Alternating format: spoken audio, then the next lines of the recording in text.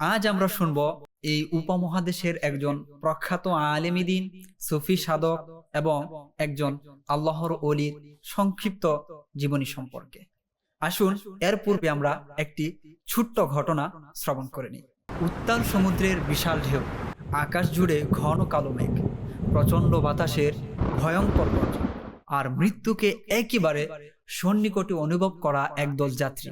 এটি ছিল হিজরি 7ম শতাব্দীর একটি ঘটনা। একদল বণিক বাণিজ্যিক পণ্য নিয়ে আদন দেশের উদ্দেশ্যে সমুদ্র পথে যাত্রা করছিলেন। তাদের মধ্যে ছিলেন এক নেককার সজ্জন ব্যবসায়ী খাজা মালিকুদ্দিন সৌদ শিরওয়ানি রহমাতুল্লাহ তাআলা আলাইহি। হঠাৎ সমুদ্রে ভয়াবহ ঝড় শুরু হল। উঁচু উঁচু ঢেউ এসে জাহাজে আছড়ে পড়তে লাগলো। জাহাজ প্রবলভাবে দুলতে শুরু করল। চারদিকে ছড়িয়ে পড়ল ভয় আর আতঙ্ক।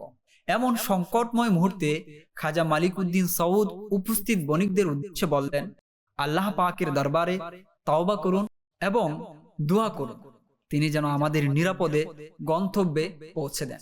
পাশাপাশি সবাই এই নিয়ত করে নিন যে নিরাপদে ফিরে যেতে পারলে নিজেদের সম্পদের 1/3 আল্লাহর পথে ব্যয় করবে। সকল বণিকই এই প্রস্তাব সানন্দে গ্রহণ করলেন। এরপর খাজা মালিকুদ্দিন তার পীর ও মুর্শিদকে স্মরণ করলেন এবং তার উসিলায় আল্লাহ পাকের দরবারে দোয়া করলেন।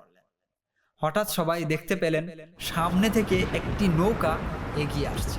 নৌকায় একজন নুরানি চেহারার শুভ্র পোশাক পরিহিত বুজুর্গ উপস্থিত রয়েছেন। নৌকাটি যতই কাছে আসতে লাগলো, তীব্রতা ততই কমতে লাগলো। অবশেষে উত্তাল সমুদ্র শান্ত হল। জাহাজ আবার নিরাপদে গন্তব্যের দিকে যাত্রা শুরু করল। আর সেই নৌকাটিও ধীরে ধীরে দৃষ্টির আড়ালে মিলিয়ে গেল। সফর শেষে দেশে ফিরে বণিকরা নিজেদের মান্যত অনুযায়ী সম্পদের 1/3 খাজা মালিকুদ্দিনের হাতে তুলে দিলেন। তিনি প্রায় 70 লাখ রুপি মূল্যের সেই সম্পদ তার পীর ও মুর্শিদের খেদমতে পাঠিয়ে দিলেন। আর পীর ও মুর্শিদ সম্পূর্ণ সম্পদ আল্লাহর পথে ব্যয় করে দিলেন। আপনারা জানেন কি উপমহাদেশের সেই বিখ্যাত সুফি সাধক এবং আল্লাহর ওলি কে ছিলেন? ঝড়ের মধ্যে নিজের মুরিদদের সাহায্যে এগিয়ে আসা এবং 70 লাখ রুপি আল্লাহর পথে ব্যয় করে দেওয়া সে মহান বুজুর্গ কে ছিলেন? তিনি ছিলেন মদিনাতুল আউলিয়া মুলতানের গৌরব হযরত বাহাউদ্দিন জাকারিয়া মুলতানি রহমাতুল্লাহ তাআলা আলাইহি।